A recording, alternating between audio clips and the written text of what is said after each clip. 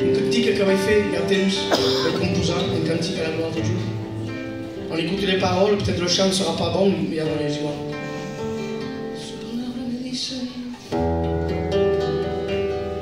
Su palabra me dice, todo tiene que pasar. Si tú no estás convertido, sobre la tierra quedarás. Al son de la trompeta, los muertos resucitarán.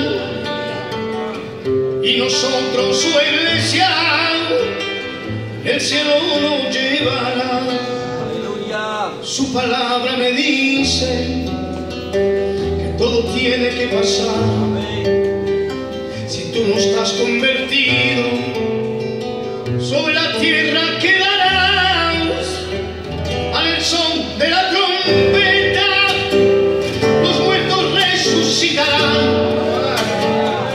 Y nosotros, su iglesia, el cielo nos llevará. Dios te quiere a ti, amigo, tú lo sabes que te quiere a ti. Da su vida en el Calvario solo fue para ti. Amigo mío, tú lo sabes que Él te quiere a ti. Y ahora estás escuchando que tú no puedes decir que nunca no has entendido lo que Dios tiene para ti. Ese día será un día de gozo y de felicidad, sabiendo que en este mundo no lo podemos comparar. Y si conosceu aquesta incerta, y alabaré,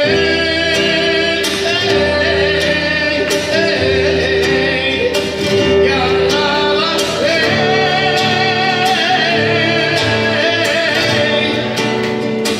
nos ha dado la vida, la vida, nos ha dado el Señor.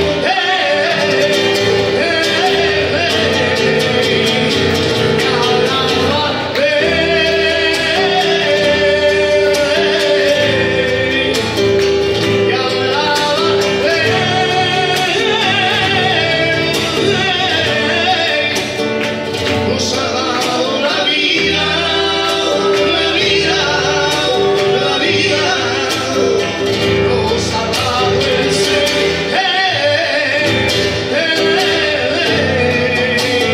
Quiero adorar a aquel que vive, yo quiero adorar a aquel que reina, aquel que nos dio la vida, me dio alegría y la vida eterna. Que Dieu soit béni. Adorer Dieu, c'est pas ridicule, c'est tellement ce qui nous convient de faire. Les jours ne sont pas toujours les mêmes, et j'ai rien à vous apprendre. Je ne suis pas vieux de la vieille. Eh bien, on a connu la tempête chez nous aussi. Eh bien voilà, ça a soufflé très fort chez nous aussi. Ça a arraché quelques tuiles, même plusieurs. La maladie est rentrée dans la maison. Mon père a été fracassé à cause de ça. Et puis le Covid est venu. Il est resté 15 jours dans un coma artificiel. Puis 15 jours après, c'était mon beau-frère qui s'occupait de l'intermédiaire avec les docteurs et avec la famille. Si vous saviez comment je demandais à Dieu, Seigneur, nous ouvrons ton espace. Seigneur, sois avec nous. Seigneur, pourvois pour le besoin de ma famille, Seigneur, s'il te plaît. Je pensais qu'à tout moment, des choses auraient arrivé. Et par la suite, je changeais ma prière. Je dis, Seigneur, tu fais ce que tu veux. Amen. Mais c'est dur, hein? Amen. C'est pas ce que tu veux, ce que je voulais. C'est ça. Et quand mon beau-frère m'a téléphoné, d'où Paul, je te donne des nouvelles. Ah, bien sûr, j'attendais ça. 6h30, 7h, j'étais à Poing comme un gars. C'est pas la vie. Ton père s'est réveillé. Si vous m'auriez vu ce que j'ai fait, vous auriez peut-être ri de moi. J'ai sauté, je rigolais, je chantais, je me suis mis à genoux devant ma famille. Je remercie le Seigneur. Merci Seigneur ce que tu as fait. Merci parce que tu l'as béni. Vous savez, il a changé, c'est plus le même. Hein? Mais il a toujours la foi en Jésus-Christ. Et il pense beaucoup à vous. Je ne peux pas jamais parler de vous que lui, il évoque ses souvenirs. Je remercie Dieu. Si malgré le vent, il a soufflé, Dieu nous a donné la main. Et je sais que dans vos familles, certainement, je ne suis pas devin, mais c'est facile à comprendre. Ça a peut-être aussi soufflé chez vous. On a beaucoup pleuré à un moment donné. On est humains, hein? Attention, les chrétiens et humains, mais ensemble. Mais il y a un côté divin qui est venu nous rejoindre. Amen. Il y a quelque chose qui s'est déroulé. Combien de fois l'ennemi a voulu t'écarter des choses de Dieu, te parler, te convaincre, parce qu'il sait parler, c'est un grand chineur, l'ennemi de nos âmes. C'est mieux parler que tous les gitans, excusez-moi de l'expression. Et c'est nous convaincre parce qu'il a des paroles persuasives lui aussi. Il est tellement malin, comme on l'appelle, que même des fois il utilise la Bible pour te convaincre. Il est fort, hein? Il rentre dans l'évangile maintenant. Ça se révèle de versets de la parole du Seigneur. Mais nous avons un fondement. Dites pas amen, les sœurs, les frères. Un fondement. On m'a dit, sur le rocher, j'ai tremblé. Mais lui, le rocher, n'a point bougé. Il est notre rocher. Il est notre forteresse. Il est la force de chacun de nous. Que Dieu soit béni et glorifié. Je vais appeler... Merci de la liberté, les frères. Hein. Je vous remercie beaucoup. Et à l'occasion, si vous viendrez à Perpignan, un de ces quatre, comme on dit, bien sûr qu'on vous tiendra et on va vous honorer le maximum possible. Parce que vous représentez les choses de Dieu. Vous êtes des ambassadeurs du Christ. Je vais appeler le frère Isaac qui a un témoignage assez important. C'est pas lui l'important, bien sûr, c'est le témoignage que Christ a fait dans sa vie. Je vais lui demander qu'il vienne ici et que Dieu le bénisse. Amen.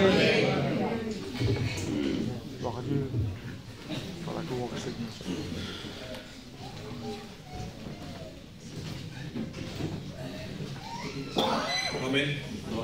Mon cœur est dans la joie ce soir d'être ici avec vous et surtout vous dire ce que Jésus a fait dans ma vie. Mon cœur tremble. Je ne pensais pas qu'il y avait autant de gens. Comptez de d'autres fois pas trop.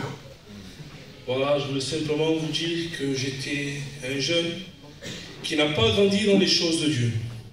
Mes parents ne connaissent pas Dieu, mes frères non plus. J'ai que mon oncle, avec la grâce de Dieu, le pasteur Laurent. J'ai que lui. À la base, j'étais quelqu'un de très gentil. Je ne sortais pas de chez moi, je restais chez moi enfermé avec le jeu, comme la plupart des gens le font. Un temps est passé, je me suis marié. J'ai eu une enfant. Et au bout d'un certain temps, je manquais d'argent. À quel point que mon enfant, ma fille, n'avait pas à manger. Et comme on dit chez nous, chez les gitans, un homme à la maison, c'est un pilier. Et moi, je me voyais, ma fille n'avait pas à manger. On vivait avec un peu d'argent. C'était quelque chose de rare. Et un jour, j'ai dit à ma compagne, on ne peut pas rester comme ça, on n'a pas d'argent, on n'a rien. Il faut que je fasse quelque chose, je vais me débrouiller. À la place de me tourner vers un travail comme tout le monde, je me suis tourné vers la drogue. Je me suis tourné à vendre de la drogue, pardon Seigneur. Mais j'ai fait une catastrophe dans ma vie. Je disais à ma compagne, je vais mettre dans la drogue, je vais vendre la drogue. Pendant quelques mois, le temps de mettre de l'argent de côté pour vivre un peu. Et après, je te le promets, je laisse tout. Je redeviens le garçon que j'étais avant. Un simple garçon gentil. Et vous savez, l'ennemi, il sait parler, il sait prendre. C'est l'idée que moi je me faisais. Je vais rester quelques mois et ensuite c'est fini. Bien au contraire. Je suis tombé dedans, j'ai plongé dedans. J'aimais vraiment la drogue, pardon pour le mot. J'aimais vraiment la drogue. Il y a plus d'aimer, j'en vendais. Plus pire que ça, il y a pas. J'étais vraiment accro. Et je ne vous cache pas que on travaille comme ça, on fait de l'argent facile. Alors après, je suis tombé accro à l'argent. La drogue et l'argent, je voulais que ça. Vous savez, la drogue et l'argent m'a pris quelque chose de très important, m'a pris l'amour. Il m'a volé l'amour que j'avais pour ma fille. Après, je ne faisais plus cas de ma fille, ni de ma compagne. Je vivais comme ça. Je me levais très tôt le matin. Et je rentrais très tard le soir. Des fois, avec le respect que je vous dois, tellement que je rentrais tard, ça m'arrivait à rester un jour sans parler à ma femme et à ma fille. Je rentrais tard, il dormait, je me réveillais très tôt, il dormait. Voilà ce qu'était ma vie. Drogue, argent, dispute. À cause de tout ça, mon foyer allait très mal, c'était sûr et certain. On vend de la drogue, on ne vend pas des bonbons, on détruit des foyers, des gens, on brise les gens. Et c'est ce que moi je faisais. J'arrêtais pas, j'étais là. Et à un moment donné, tout ça n'allait plus, ma compagne ne supportait plus la personne que j'étais devenue. À cause de ça, j'ai devenu violent. Je frappais ma compagne devant ma fille. Quand je dis frapper, c'était vraiment frapper. Je l'envoyais à l'hôpital tous les 15 jours. Pour un rien. Une chemise qui était mal repassée, j'allais, je la frappais. Elle rentrait à l'hôpital. Ma compagne a vécu cela pendant 1 an. Moi, pendant 1 an, j'étais comme ça, ferme, un acier trempé. Je ne bougeais pas de là. Ma compagne n'en pouvait plus. Ma fille, elle avait peur de moi. Pour un homme, un père, quand il appelle sa fille ou son fils, viens avec moi, on va se promener, et que sa fille, son enfant, se cache derrière sa mère. Non, je ne veux pas aller avec lui. Il est méchant, il te frappe, il te fait du mal. Regarde ce qu'il t'a fait. C'est ce que ma fille a enduré. Je disais à mon frère Giovanni ce matin, je disais, tu sais, je regardais ma fille, je me suis mis à pleurer, j'étais vraiment brisé. Je lui disais à mon frère, tu vois ce que j'ai fait passer à ma fille. Elle a vu des choses qu'un enfant de 4 ans ne devait pas voir et elle l'a vu. Elle me le reproche des fois. Même chrétien, des fois, elle me dit, papa, tu te rappelles ce que tu faisais? Mais tu as vu maintenant comment tu es? Elle me dit, ça me fait plaisir ça. Amen. Au bout d'un moment, je n'ai pas pu rester comme ça. J'étais lié, mais je savais que la seule délivrance, c'est Jésus.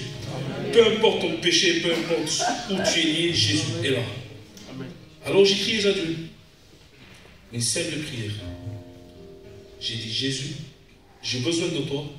Je ne peux pas m'en sortir. Je suis carrément lié. Je ne peux pas, mais j'ai besoin de toi. Fais-moi passer par une épreuve.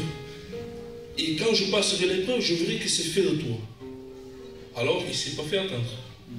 Le temps m'a passé, j'ai commencé à avoir des problèmes avec des gens. Mais vraiment des problèmes très grands. Vraiment, c'était vraiment très grand. Alors tout ça a créé une boule d'angoisse. Mon foyer en train de se briser. Ma fille avait peur de moi. Des problèmes avec des gens. Tous les 5-10 jours, une bagarre avec des gens. Pour des territoires, pour des choses qui ne valaient pas le coup. Tout ça a créé une boule. Et s'est formé. Et ça me rongeait de l'intérieur. Je ne dormais pas. J'attendais que le jour se lève pour pouvoir fermer les yeux tranquilles. Parce que j'avais peur. Je me disais, mais non, j'ai tellement de problèmes. Et en plus, c'est rajouté, vous savez quoi? Si Jésus revient, je suis perdu. Quoi de plus? Tellement de problèmes, et d'un coup, ça d'un plus, ça fait beaucoup trop. Alors un soir, je n'ai pas eu besoin d'une réunion, une simple décision chez moi à 5 h du matin. Une angoisse très forte, je me suis mis à pleurer. Une voix qui me disait, si je reviens, tu es perdu. Tu es en train de souffrir là, mais sans moi, tu vas souffrir encore plus. Bientôt, je reviens, il me disait, lève-toi, regarde ton foyer. Alors je regardais mon foyer, je voyais ma compagne, ma fille en train de dormir tranquille. Et moi j'étais là, et cette voix me disait, tu te rends compte, tu les fais souffrir à cause de la drogue. Accepte-moi et tu verras ce que je peux faire dans une vie. Alors cette voix, je l'ai acceptée tout simplement. J'ai simplement dit, Seigneur, je veux t'accepter. Pardon pour mes péchés, pardon pour ce que je suis. Je veux t'accepter, mais enlève-moi cette angoisse. Permets-moi de dormir. Et c'est pas fait attendre, même pas une seconde. L'angoisse m'a quitté, je suis resté endormi. Le lendemain matin, réunion de jeunesse. Un frère vient me voir, il y a une réunion de jeunesse, il faut que tu viennes, viens. Et en premier, j'ai dit que non, c'est bon. Mais après, je me suis dit, non, j'ai fait une promesse à Dieu. Je me libère, je t'absène. Je suis à la réunion, maintenant ça fait quasiment 1 an et demi que j'appartiens au Seigneur. Moi et mon foyer. En janvier, nous sommes passés par les eaux du baptême pour le grâce. Il y a le grâce. Jeune, un foyer chrétien, baptisé. Pas de mieux. Des bons frères, la présence de Dieu. Un morceau de pain sec peut-être, mais avec une joie terrible. Alors ce soir, peut-être vous êtes comme moi, les frères, vous êtes dans le même cas que moi, dans une angoisse, dans des choses qu'il ne faut pas. Jésus est la solution. Amen. Que Dieu vous bénisse. Amen. Que Dieu soit béni. Amen. Pour la dernière chose qu'il a dit, le morceau de pain sec, je ne sais pas. Permets-moi d'en douter.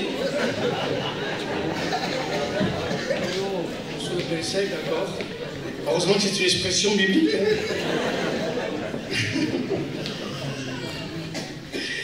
Je les suis un petit peu dans les choses de Dieu. Il est baptisé tout récemment, du mois de janvier. Heureusement, il y a c'est un tout petit jeune dans les choses de Dieu. Et il est bon qu'il y a un travail qui se fait dans leur vie. Quelque chose qui se produit. C'est pas toujours facile. Hein. Si on annonce l'évangile de facilité, on ne voulait pas, l'évangile est facile, hein, c'est pas vrai. L'évangile, il y a des efforts à un moment donné. Il y a des choses qui vont à l'encontre de nous. Et que des fois, il faut réagir, il faut prendre des décisions avec le Seigneur. Mais heureusement qu'on n'y arrive pas seul. Sinon, on se regarderait et on s'en croirait un petit peu. Le Seigneur est avec nous. Amen. Amen. Je vais chanter un cantique, certainement que vous ne le connaissez pas, parce qu'on le chante pratiquement presque pas non plus à Perpignan. Mais je vais quand même essayer de chanter. Dans ma détresse, j'ai invoqué l'Éternel. Voilà ce que fait les chrétiens quand on a une détresse. Amen. Faccio pulva, si puc, no puc. Smergo-me un poc,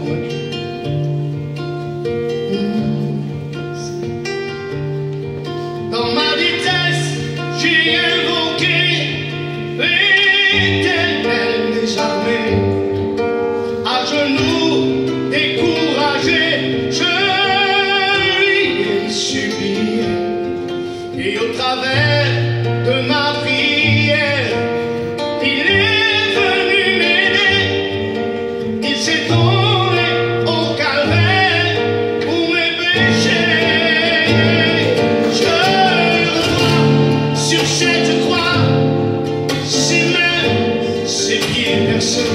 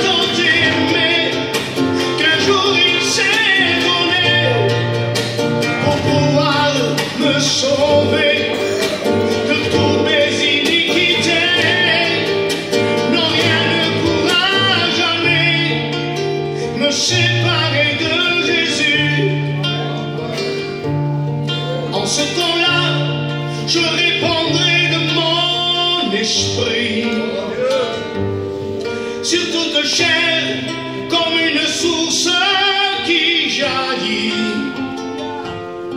En ce temps-là, je répondrai de mon esprit qui tombe et rafraîchit. Nous chanterons le nom de l'Éternel qui aura fait pour nous tant de merveilles. En ce temps-là, je répondrai de mon esprit qui tombe et rafraîchit. Alléluia Seigneur, Alléluia, Alléluia Seigneur, Alléluia, Alléluia Seigneur. Alléluia, oui, gloire à toi. Amen. En ce temps-là, la prophétie de Joël, je répandrai de mon esprit sur toute chair. Je vais venir avec un frère, un futur étudiant. Nous avons levé dans le ministère, dans l'église. Puis je n'ai pas tout le souvenir de ce que son petit garçon, une créature de 12-13 ans, de comment Dieu s'est révélé à cet enfant. Il est venu vers eux, vers sa famille, en pleurant, voilà. Et puis, il a vu la manifestation de Dieu, comme une fin du monde, et le retour du Christ, quelque chose de fort. Et il disait, au début, j'ai senti une présence. On ne sent pas la baptême de peau, comme on dit ça. Mais comment une présence? Comment tu as senti cela? Il a expliqué. C'était quelque chose qui venait de Dieu. Dieu venait de le visiter. Sous une révélation par le Saint-Esprit. Il était brisé à l'intérieur. Et la Bible dit, vos fils et vos filles prophétiseront. Et vos anciens auront des visions. Dieu est là pour se révéler. Si tu dis que Dieu n'existe pas, ça peut arriver. N'existe pas, oui. Hier, on frère Miloko de Carcassonne est venu rendre témoignage de la grande guérison que Dieu a fait pour son petit-fils. Un enfant condamné, plein de cette maladie, Seigneur. Et puis ça a été dur le parcours. Mais il y a eu quelque chose qui s'est fait. L'œuvre de Dieu est entrée. La grâce de Dieu s'est manifestée. Et aujourd'hui, cet enfant, ils ont fait les examens suivants. Il n'a plus rien. Il a été complètement délivré. Alors si tu viens à me dire à moi, tu sais, Dieu ne me dit jamais ça. Ne me le dis pas. Je suis obligé de te dire que tu es trompé par l'ennemi. Dieu est vivant. Amen. Amen. Amen. Amen. Ben, on a un autre jeune de l'église, de mon église bien sûr, Giovanni, qui va venir aussi rendre témoignage. Que Dieu le bénisse. Amen.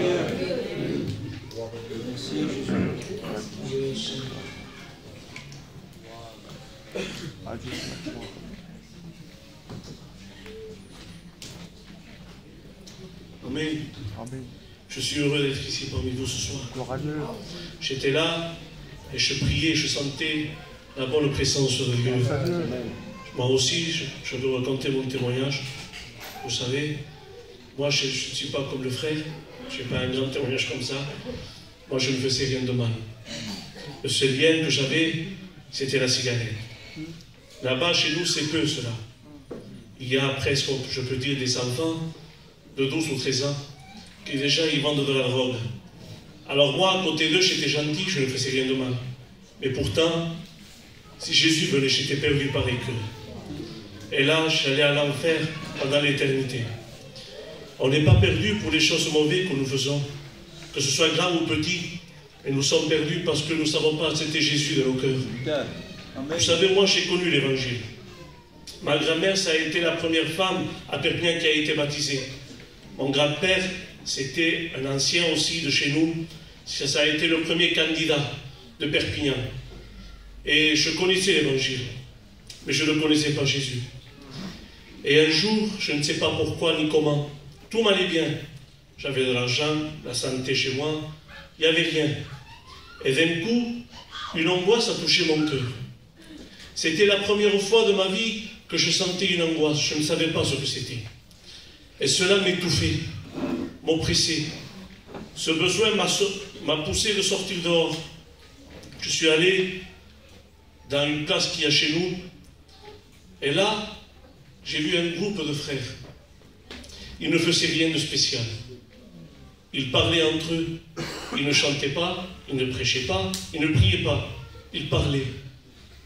Et j'ai vu une lumière sur eux, Seigneur, que cela m'a poussé. La Bible dit que nous sommes des lumières. Et c'est une réalité. Ce jour-là, j'ai fait l'expérience. Cette lumière m'a attiré. Et je me suis approché d'eux. J'ai dit, frère, quand il y a une réunion, appelez-moi, je viendrai avec vous. Le lendemain, le frère est venu. Nous sommes allés sur un chapiteau, il y avait peut-être 400 ou 500 personnes. Et là, un appel s'est fait. Et le pasteur disait, celui qui veut accepter Jésus, qui lève sa main. Il y a eu comme un petit combat dans mon cœur, mais j'ai levé ma main. Et les frères qui étaient à côté de moi me disaient, Amen, une âme de plus pour Christ, pour la Dieu. Et je suis venu aux réunions. Je suis venu, mais je ne connaissais pas Jésus. Ma main se levait, mais mon cœur n'a pas suivi. Et je suis venu aux réunions pas dans un an. Je connaissais tout. Je connaissais les chants. Je connaissais celui qui témoignait, celui qui passait la Sainte Seine, le pasteur. Je connaissais tout, à part de Jésus. Mon cœur était triste. J'étais un religieux. Je suis venu pendant un an comme cela. Et après, le frère Ismaël m'a parlé. Et il m'a dit un mot qui m'a blessé. Il m'a dit, Giovanni, ça fait un moment maintenant que tu viens. Et il m'a dit, et alors? C'est simple. Mais cela m'a blessé, mais en même temps, ça m'a guéri. Je suis allé chez moi. Et là, j'étais tout seul. Il n'y avait pas des pasteurs pour prêcher. Mais là, je me suis mis de genoux et j'ai dit, Seigneur, c'est vrai. Je voudrais réellement te rencontrer, Seigneur. J'en ai marre de venir aux réunions, mais ça y est. Seigneur, si c'est vrai ce que les frères disent, je veux réellement te rencontrer. Alors là, l'Esprit de Dieu est descendu sur moi. L'angoisse est partie.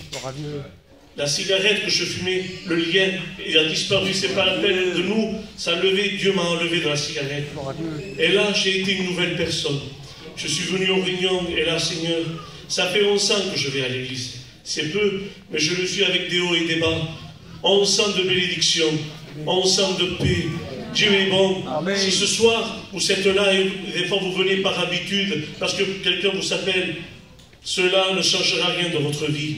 Je veux vous dire ce soir, acceptez Jésus. C'est la meilleure chose que vous pouvez faire. Que Dieu vous bénisse. Amen. Gloire à Dieu. Alléluia. Merci Jésus. Pour la gloire de Jésus.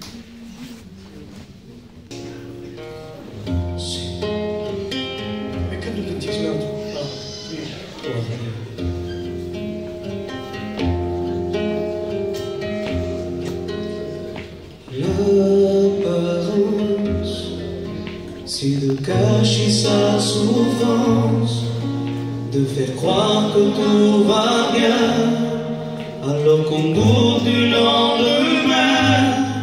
On se cache derrière un sourire, on se cache derrière un soupir, mais au fond de nous, nous cachons le pire. On porte un masque, on se fait passer pour un autre, on joue le rôle de quelqu'un d'autre, on voudrait ressembler aux autres, on fait semblant de vivre comme si de rien n'était, mais comment cacher devant celui à qui tout est dévoilé.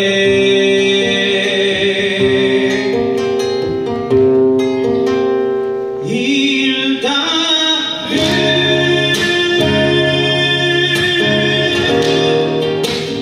Jésus t'a vu.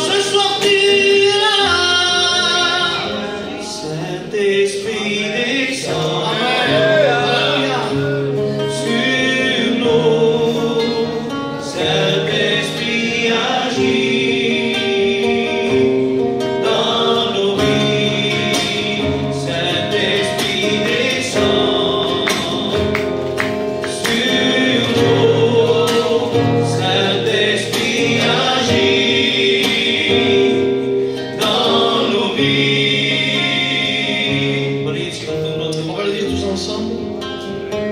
Saint-Esprit descend sur nous. Vous avez le désir de cela? Oui. Je lève ma main. Je dis Saint-Esprit, descends. Si tu ne descends pas, c'est une réunion qui n'a aucune importance. Ça démarre lorsque le Saint-Esprit prend toute la place. Alors ne t'inquiète pas pour ton chant, hein. T'inquiète pas souci de ça. Adore Dieu. Adore-le. Que Dieu soit béni. Comprends ce refrain, Ismaël, s'il te plaît. Saint-Esprit, À la l'église. Je danse tous. sur nous, Saint-Esprit agit dans nos vies. Saint-Esprit descend sur nous, Saint-Esprit agit dans nos vies. J'entends tes pas. Alléluia. Ce soir tu es là, j'entends tes pas, Jésus j'ai besoin de toi, j'entends tes pas, Seigneur bénis-moi, j'entends tes pas, prends-moi dans tes bras, j'entends tes pas.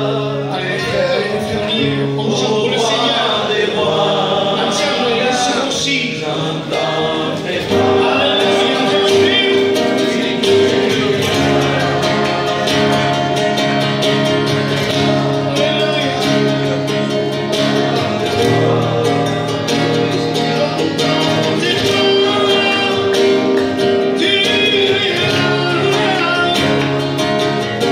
Je cachais quoi que ce soit, tu le verrais, tu le saurais, elle ne t'est cachée. Si mes lèvres honoraient ton nom, mais que mon cœur était éloigné, tu n'y prendrais pas plaisir. Ce que tu cherches va bien au-delà des mots, va bien au-delà des chants. C'est une vie qui t'est entièrement consacrée. Je t'aime, par les hommes ne me vois plus, par Dieu devant seul l'aurore. Je veux tout laisser jusqu'à toi. Un cœur d'adorateur, un cœur d'adorateur, un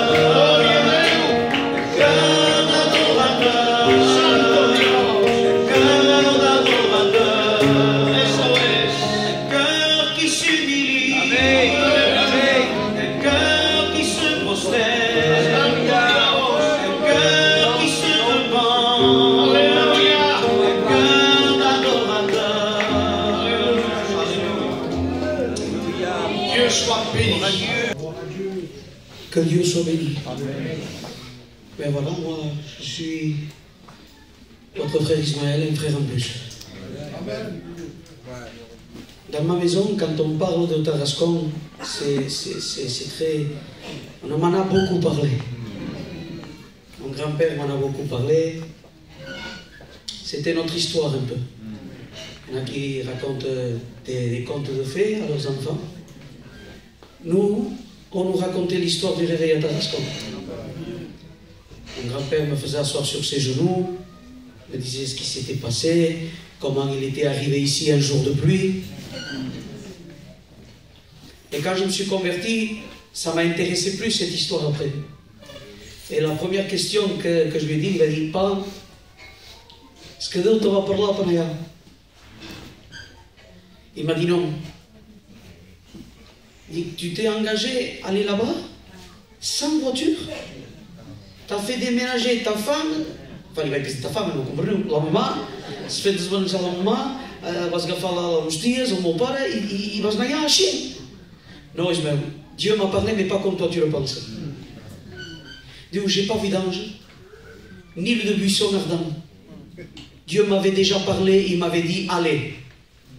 Je suis allé. C'est bien de parler du passé quand c'est des bons souvenirs. Mais moi, je viens te parler de ta décision du présent qui va impacter ton avenir. C'est bien de se rappeler des souvenirs, que Dieu soit béni, je m'en lasse jamais. Ça fait une trentaine d'années que j'entends ça, je me régale toujours. Mais là, c'est une décision cruciale qui t'attend. Il est temps que tu prennes une décision. On n'est pas ici pour présenter un message philosophique, on n'est pas là pour présenter une doctrine, on n'est pas là pour présenter un mouvement. Je suis là pour te prêcher ça. Amen. La porte de sortie. Amen. Et il n'y a qu'une seule porte de sortie. Ce n'est pas être membre d'une église, ce n'est même pas être croyant. La porte, elle a un nom. Son nom, c'est Jésus. Amen. Et si tu ne l'acceptes pas, tu es condamné à cause de ça. Parce qu'être un bon gitan, c'est bien. Merci Seigneur. Ça disparaît. Mais ce qui nous sauve, ce n'est pas d'être un bon gitan, c'est pas écrit. Ce qui nous sauve, c'est Jésus. Amen. Il est la porte par laquelle nous devons passer. Il te faut Jésus-Christ. Je voudrais te parler du présent et de l'avenir. Avec la Bible. Est-ce que tu m'accordes ça au moins? Parce que s'il n'y a pas la Bible, j'ai 30 ans, qu'est-ce que tu vas faire de m'écouter? J'ai rien, absolument rien, gitanement parlant, même bibliquement parlant, j'ai rien à t'apprendre. Mais j'ai un mot que lui, il a mis dans mon cœur. Et je vais te le partager dans le nom de Jésus. Alors reste là. Je ne vais pas prêcher longtemps, normalement. Reste là. Si, parce que j'ai attrapé la même grippe que tous les pasteurs. Quand on dit je ferai court, ils sont longs. J'ai attrapé la même maladie. Genèse 6, 13. Genèse, qui veut dire commencement, début, origine. Et ça peut être un nouveau commencement pour toi ce soir. Amen. 6, 13. Alors Dieu dit à Noé, la fin de toute chair est arrêtée devant moi, car ils ont rempli la terre de violence. Voilà, je vais détruire la terre. Mais toi, fais-toi une arche en bois de gopher, que Dieu soit glorifié. La terre est jeune. Elle vient d'être créée il n'y a pas longtemps. Tout est nouveau, tout est neuf. Qu'est-ce qui fait que Dieu déjà veut détruire ce qu'il a créé? Comme si il serait trompé. Ah, j'aurais pas dû le faire comme ça. On va tout casser et on va recommencer. Moi, ça m'arrive de faire des erreurs et que je dois recommencer. Mais Dieu, tout ce qu'il fait, il le fait à la perfection. Comme lui, il est parfait. Ben, ce qu'il fait est parfait. Le soleil est parfait, les étoiles sont parfaites, la terre, elle est parfaite. Toi, tu es parfait. Parce que Dieu, l'homme est parfait, la femme est parfaite. Dieu les a créés comme ça. Il ne nous a pas créés avec 3 mains. Il ne nous a pas créés avec 4 yeux. Dieu nous a créés comme il fallait. Mais voilà que l'humanité n'a pas résisté longtemps. Il n'a pas fallu longtemps pour que l'humanité désobéisse, pour que l'humanité se détourne. Dieu dit, il ne touchera pas. La première chose qu'ils font, ils touchent, ils font. Et la Bible dit que le péché est rentré, et la mort est rentrée, et l'humanité a été contaminée par le péché. Et maintenant, génération après génération, le péché évoluait, grandissait dans le cœur de l'homme. Et déjà, dès qu'ils ont eu des enfants, Caïn et Abel, ça n'a pas tardé. Dès qu'il y a eu 2 enfants, ça n'a pas été 4-5 générations après. Dès qu'il y a eu des enfants, premier meurtre, le plus grand génocide de l'histoire de l'humanité, parce qu'en tuant Abel, il a tué le quart de l'humanité. Et le péché grandissait. Et le péché, la Bible dit que leur cœur, toutes les pensées de leur cœur se tournaient uniquement vers le mal. Parce que le mal, c'était pas qu'ils mangeaient, buvaient, mariaient, se mariaient leurs enfants, c'est la vie ça. Dieu ne va pas te reprocher de vivre, mais c'est que leurs pensées, toutes leurs pensées, quand ils se levaient le matin, pendant l'après-midi, quand ils allaient dormir le soir, toutes leurs pensées étaient tournées vers le mal. L'humanité tout entière, la création de Dieu a été corrompue par le péché, parce que le péché corrompt. Le péché n'est pas le péché ne peut pas rester dans une vie comme une décoration pour faire joli. Le péché, quand il est dans une maison, il veut prendre toute la place et il la prend. Et il prend tout. L'amour des enfants, l'amour de la compagne, l'amour de la maison, il enlève la dignité, il enlève l'honneur, il enlève le sens moral. Le bien est mal, le mal est bien, le haut est en bas, le bas est en haut. Tout est compliqué avec le péché et l'humanité était corrompue. Et Dieu est amour. Amen. Mais Dieu est saint. Amen. Il y en a qui disaient que Dieu est plus amour parce qu'il a donné son fils, alors il est plus justice. Non, non, non, non, non. Dieu, s'il enlève sa justice, il coupe une partie de lui-même. Il est justice. Il est sainteté. Il est sans défaut. En lui, aucune onde de variation. Dieu est saint. J'aime pas l'expression 3 fois saint. Il est saint à l'infini. Il est Dieu. Et ce Dieu saint voit le péché. Péché égale condamnation. Condamnation égale justice de Dieu. Il faut que ça tombe à un moment donné. Mais voilà, au milieu de ce monde corrompu, au milieu de la saleté qu'il y avait, parce que au temps de Noé, il y avait les mêmes péchés qu'aujourd'hui, sans rentrer dans les détails. Les mêmes péchés qu'aujourd'hui. Et au milieu de cette corruption, au milieu de cette saleté, il y en avait un qui a trouvé grâce aux yeux de Dieu. Ça veut dire qu'au milieu de ce monde, au milieu de tout ce qu'il y a, tu peux trouver grâce aux yeux de Dieu. Et voilà Noé qui rentre en scène. Noé, je vais frapper.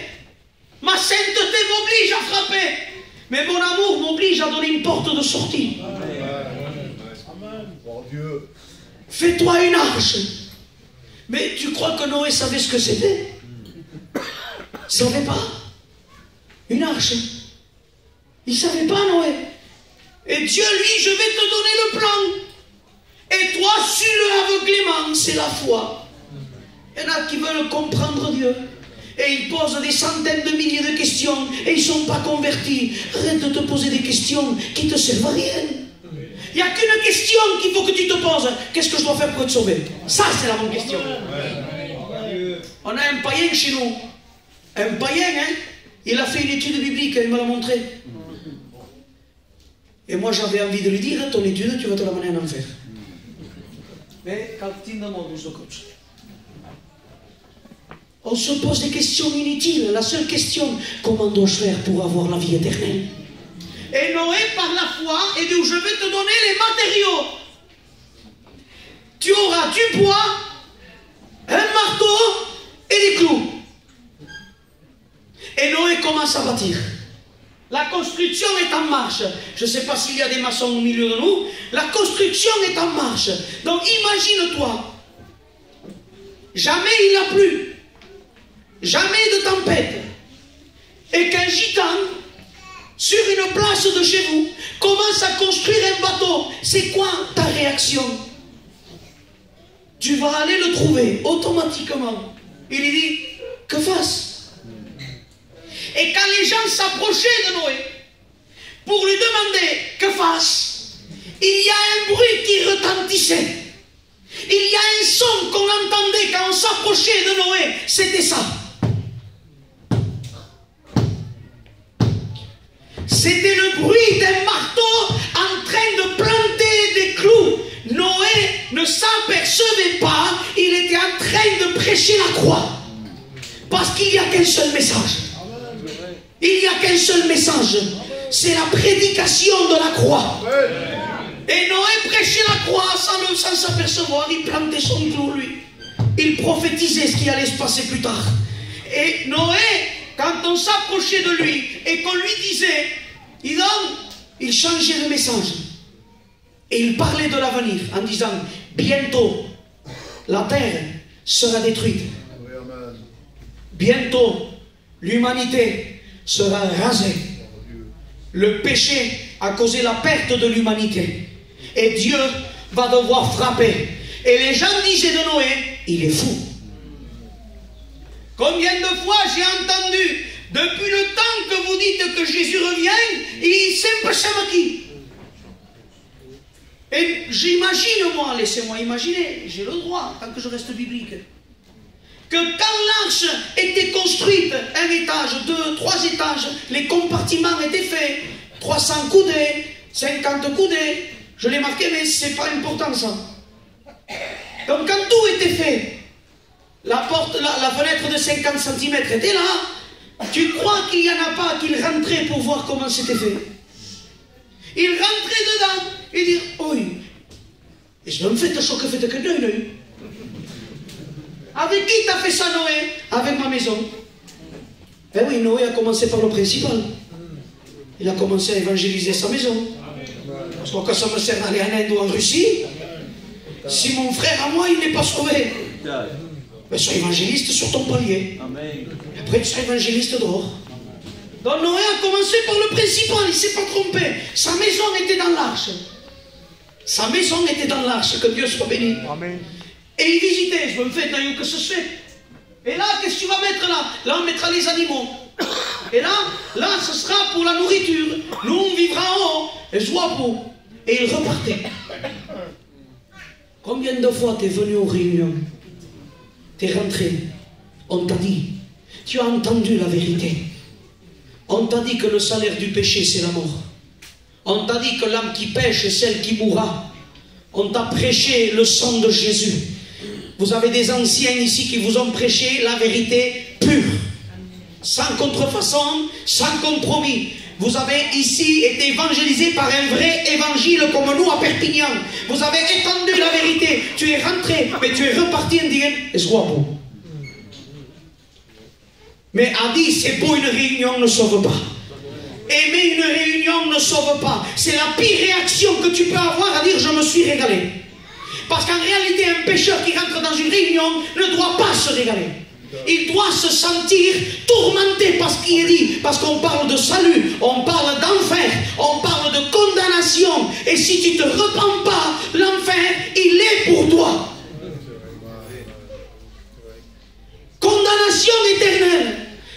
Il n'y a pas de sortie le 14 juillet ou des grâces à Noël. Ça n'existe pas. Quand tu rentres en enfer, c'est pour l'éternité. Tu es venu dans des réunions, tu es venu dans des missions, tu as écouté Caleb, tu as écouté Juanito, tu as écouté Paul Vallière, tu as écouté les meilleurs, tout ce que tu veux toi.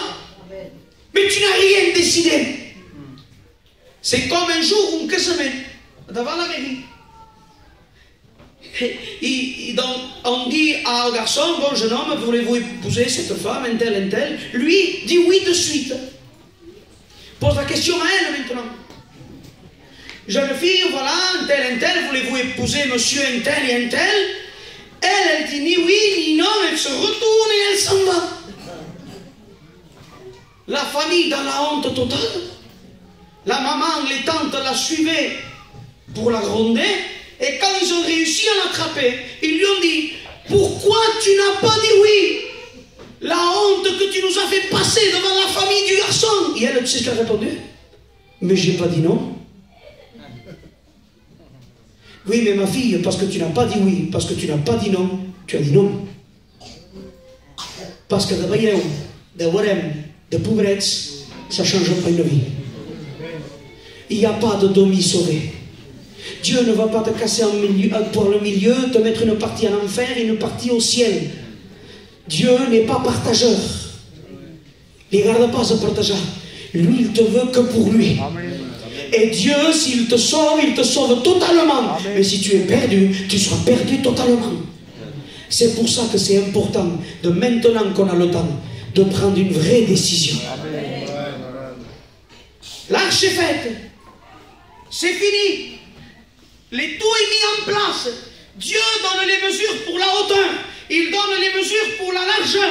Il donne les mesures pour la longueur.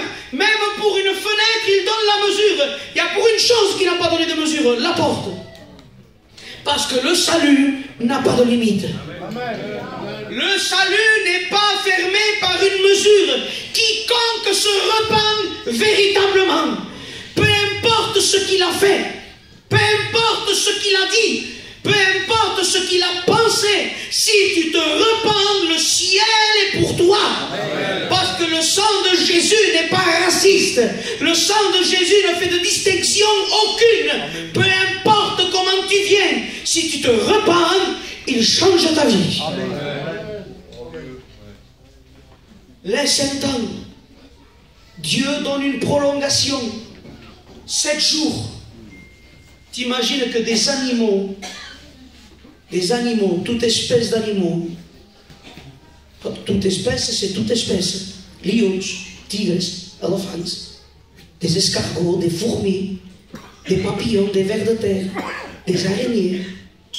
Eux sont rentrés, mais les hommes sont restés dehors. T'imagines qu'une bête a été plus intelligente qu'un être humain? Eux, ils ont rentré. La Bible dit que l'homme intelligent, c'est celui qui cherche Dieu. Et là, la prolongation est faite. Noé, rentre. C'est l'heure.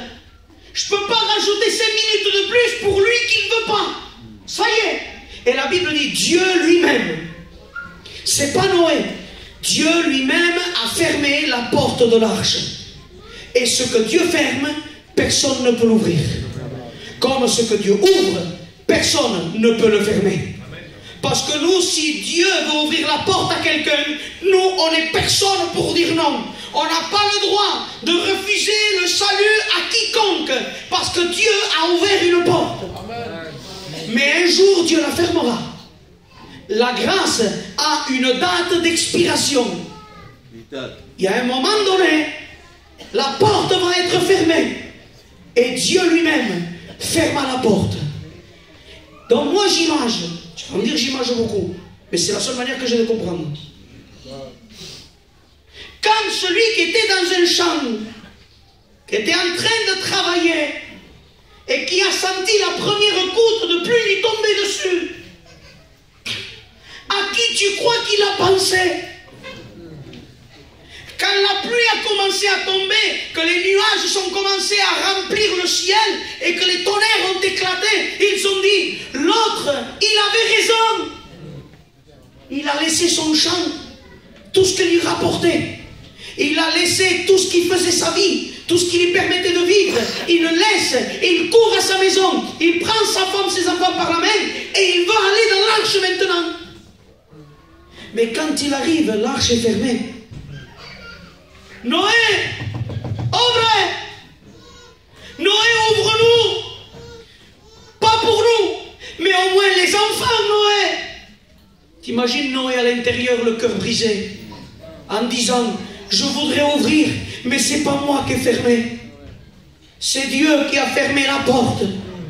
Il y aura un moment donné ou un signal donné à la voix de l'archange au son de la trompette de Dieu. Alléluia. Ceux qui nous ont devancés se relèveront. Alléluia. Amen. Et nous les vivants, nous serons transformés, nous partirons ensemble. Tu sais ce qu'ils disent à Perpignan? M'engager de mon chrétien et je partirai avec lui. Que mourir. Et moi, quand ils me disent ça, déjà, je dis, déjà, premier point. Déjà, premier point, il faut que tu trouves un chrétien sauvé. Parce que si tu tombes sur un de perdu, parce que tout membre d'église ne sera pas sauvé. Tout chantre ne sera pas forcément sauvé. Tout prédicateur, pasteur, vie, lumière, tout ce que tu veux toi, tous ne seront pas sauvés. Parce qu'une carte, un titre, une charge ne fait pas de nous des sauvés. Je ne peux pas. Il a fermé la porte. Et ce que lui a fermé, Personne ne peut l'ouvrir. Quand nous partirons, ce sera trop tard. Un clin d'œil. En grec, atomos. Tant tellement court qu'on ne peut pas diviser. Qui tu veux attraper? La guitare sera là. Les micros seront là. Les chaises seront là. Mais la véritable église, qui ne se sera point corrompue, qui se sera maintenue dans la sanctification, qui aura vécu dans la prière, dans le renoncement, dans la recherche de Dieu, cette vraie église partira. Amen. Avec un vêtement blanc éclatant. Mais les autres resteront ici avec leurs fonctions, leurs charges et tout ce que tu veux. Et l'eau a commencé à couler. Les vannes se sont ouvertes. Les écluses, les abîmes se sont déchaînés. Et l'arche de Noé a été emportée par l'eau et elle a été décollée du sol et elle est partie. Et on connaît l'histoire, 40 jours après, ou 50 jours, ou un an après plutôt, un an après. Noé regarde, il ne pleut plus, ça y est, ils peuvent sortir, l'arche est redescend sur place, l'humanité a été rasée, ils sont que quelques-uns. Oh, ça a réussi, on dirait. Mais Payon disait, l'humanité a été noyée, mais le péché a su nager. Et aujourd'hui, ça a recommencé. Les gens, leurs pensées de leur cœur sont tournées vers le mal. Aujourd'hui, même chez nous, il y a des péchés qu'on n'aurait jamais vus, ni même osé parler. C'est visible, c'est déclaré sur les réseaux, sur les photos. Madame, il y a des péchés qui font notre honte et ils sont glorifiés. Le péché a gangréné notre peuple. Des gens tellement angoissés qu'on doit aller prier pour eux parce qu'ils veulent se suicider. Pourtant, es guapo, marque-b, te saus, te dona brave, te quitures, et il veut sauter la vie. Parce que sans Jésus, il n'y a pas de paix. Sans Jésus, il n'y a pas de joie. La Bible dit heureux qui? Ceux à qui le péché a été pardonné. Il n'y a aucune autre joie en dehors de Jésus-Christ. C'est de la distraction, pas du bonheur. Et on voit aujourd'hui notre peuple et le monde entier corrompu. Aujourd'hui, même les chrétiens deviennent de plus en plus religieux. On manque des réunions pour un oui, pour un non. On veut Dieu quand il y a le problème. Dieu, c'est plus un tout, il est devenu un accessoire pour certains. Le parapluie quand il pleut, la roue de secours quand on crève. Dieu n'est pas un accessoire, il est le créateur du ciel et de la terre. Dieu est l'Adonai, il est le sauveur, il est l'alpha et l'oméga. Dieu est tout. Amen. Et de nouveau, Dieu, voyant ce qu'il y a, voilà la corruption, voyant toute la saleté, voyant que même, pardon pour le mot, que même les femmes de chez nous se droguent maintenant, voyant tout le péché qu'il y a, sa sainteté, obligée d'agir. Et Dieu a préparé un jour qu'on appelle la grande tribulation, jour du châtiment, de grande douleur, de grande détresse, où la colère de Dieu s'abattra sur signe de fléau sur la terre, avec les 7 coupes, les 7 trompettes, les 7 sons, et tout cela s'abattra sur l'humanité. Mais Dieu, parce qu'il est amour, il a pourvu à une deuxième arche de Noé. De nouveau, il y a le bois. De nouveau, il y a les clous. De nouveau, il y a le marteau. Mais là, il y a quelque chose de différent. C'est que cette arche-là, il y a du sang. Jésus à la croix de Golgotha a été la deuxième arche de Dieu pour sauver l'humanité. Il est mort les bras ouverts pour accueillir quiconque veut se repentir. L'arche était un bateau. La seconde arche est un être humain. De chair, de sang. Car Jésus était un homme, corps, âme et esprit. Et il a souffert la croix, les crachats, les coups de poing, il a souffert les clous, il a souffert qu'on a arraché sa barbe, qu'on a labouré son dos. Le sang de Jésus a coulé pour que ton péché ce soir soit effacé. Amen. La deuxième arche ne faisait pas 150 mètres de long. La première arche a sauvé 8 personnes. Cette arche-là a assez de place pour sauver l'humanité tout entière. Venez à moi, dit Jésus. Gloire à Dieu. Venez à moi, vous qui êtes chargés et fatigués. Le péché te courbe. Le péché fatigue. Tu as beau être jeune, tu as beau être en santé, tu es courbé. Mais Jésus dit, venez à moi. Ne te trompe pas. Viens à lui. Il dit, et je vous donnerai du repos. Jésus est mort à la croix. Il est resté 6 heures, comme j'avais dit à Arles la dernière fois. Parce que le 6, en hébreu, ça veut dire l'hameçon. La croix a été l'hameçon de Dieu pour pécher l'humanité, pour la retirer de son péché. Jésus est mort. Mais au 3e jour, à 4 heures du matin, quand Marie de Magdala est allée se présenter devant le tombeau, un ange était là et leur annonce la plus belle des belles nouvelles. Il dit, il n'est plus là. Il est ressuscité.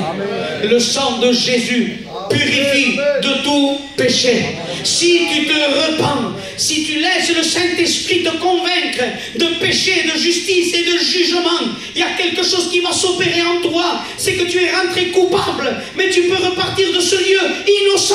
Tu es rentré pécheur, tu peux repartir justifié. Tu es rentré perdu, tu peux repartir de ce lieu sauvé. Amen. Il te faut Jésus. Amen. Et voilà ce que la Bible dit, je termine. Apocalypse 5:5. On a voyagé. On commence avec Genèse, termine avec Apocalypse. Tout est bon dans la Bible. Ne pleure plus. Voilà. Pour les choses. Tu pleures parce que tu dis que ça ne va jamais changer, que tu ne vas jamais t'en sortir. Et lui dit, pleure plus. Tes angoisses, pleure plus. Ta dépression, pleure plus. Tes pensées de suicide, pleure plus. Consolation. Et après il montre une direction. Parce que si je te dis pleure plus, sans te donner une direction, il dit, voici. Voici le lion de la tribu de Juda, le rejeton de David. Voilà qui je te prêche ce soir, Jésus, le Fils de Dieu, le Dieu incarné, qui s'est fait homme, qui est mort, qui est ressuscité, et que son sang aujourd'hui purifie de tout péché. On s'incline, j'ai terminé.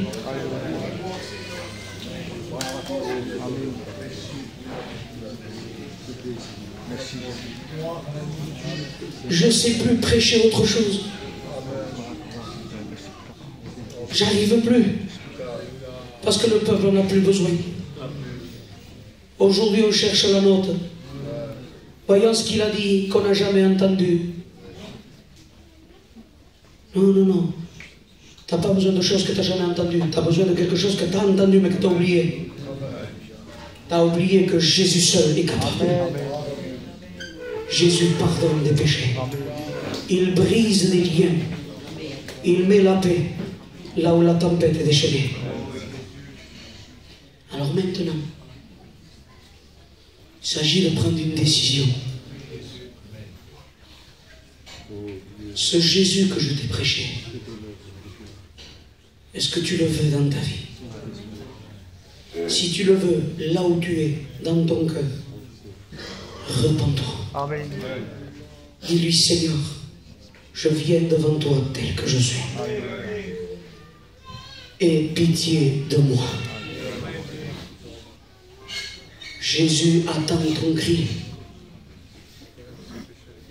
Même si ton cri n'est pas audible à nos oreilles à nous, mais si ton cœur crie, lui, il entend.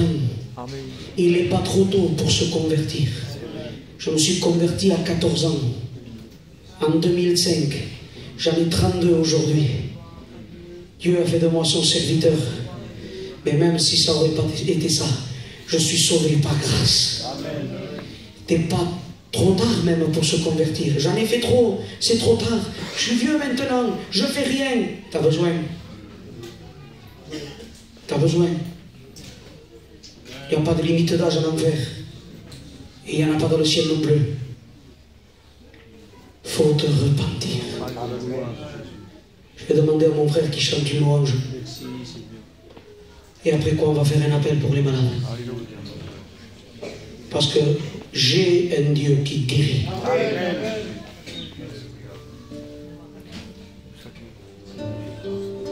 J'ai vu, ça fait peu que je prêche, ça fait 5 ans. Mais tantôt on a fait des études ensemble. Et pendant ces 5 ans, j'ai vu, pardon pour le mot, mais je le dis, j'ai vu des cancers guéris. Sans chignon, sans rayon. Une onction d'huile. Mon grand-père avait 17 cancers au poumon. Quand la radio va tindre faux. Et moi, bien sûr, je suis jamais loin quand il y a quelque chose. Il y a mon père, c'est normal, je suis jamais loin. J'aime pas qu'on me cache des choses. J'ai entendu ce que j'ai entendu. Et j'ai vu les radios. Et un dimanche matin, il vient à l'église. Et Dieu lui dit, fais-toi faire une onction d'huile. Et que ce soit ce pasteur qui prie pour toi. Une onction d'huile, un dimanche matin. Le mardi, les 17 cancers étaient partis. J'ai vu des paralytiques se lever.